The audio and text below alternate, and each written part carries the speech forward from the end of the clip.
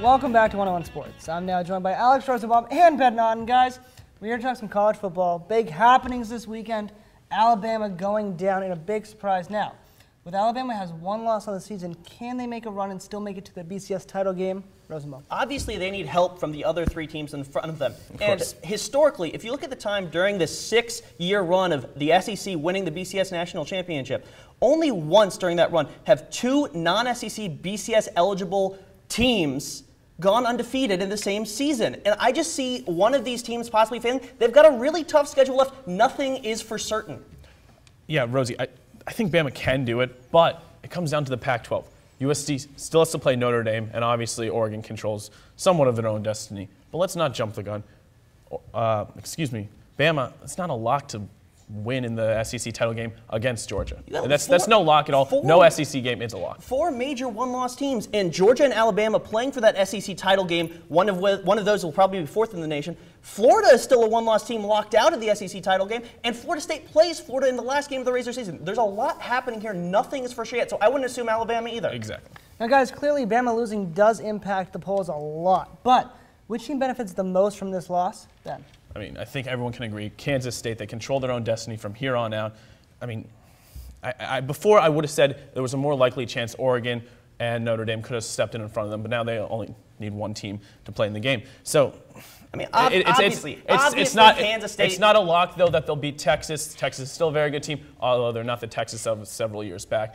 Kansas State does benefit the most from this, obviously. Kansas State, Notre Dame, Oregon, one less team, they're less jumble there, and Kansas State and Oregon control their own destiny because the voters like them more. But actually, the team that benefited the most from this was beating Alabama. It's Texas A&M. And if you look at the BCS rules for at-large bids, you have to be a top 14 team, you have to have at least 9 wins, and only 2 can come from each conference. Now, what that means is the second best team in the SEC doesn't go. It means the second best team appealing to a bowl goes. And Texas A&M, as the furthest west team, would likely get the pick from a Fiesta Bowl or a Rose Bowl because Kansas State or Oregon would not be there. So Texas A&M right now got themselves into a BCS bowl game their first year in the SEC. It's all about Johnny Football.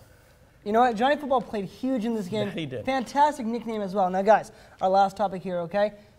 Who now should be the #1 team in the BCS? I think you've noticed kind of a trend with my answers. Kansas State. 4 top 25 teams that they've played so far, and they have another one, or a 5th one coming up against Texas.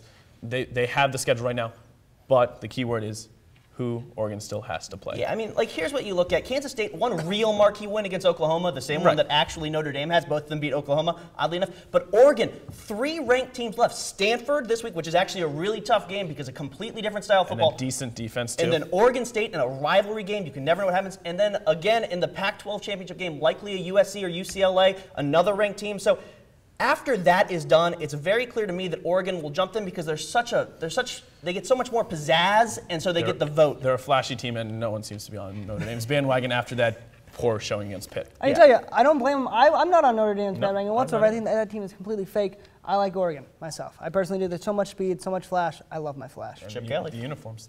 Oh, gorgeous. Hey, I could talk all day, but we got to go. So it's time for us to take our final break. But when 101 returns, Joe rejoined me at the desk to discuss some of our favorite team promotions. This is going to be fun.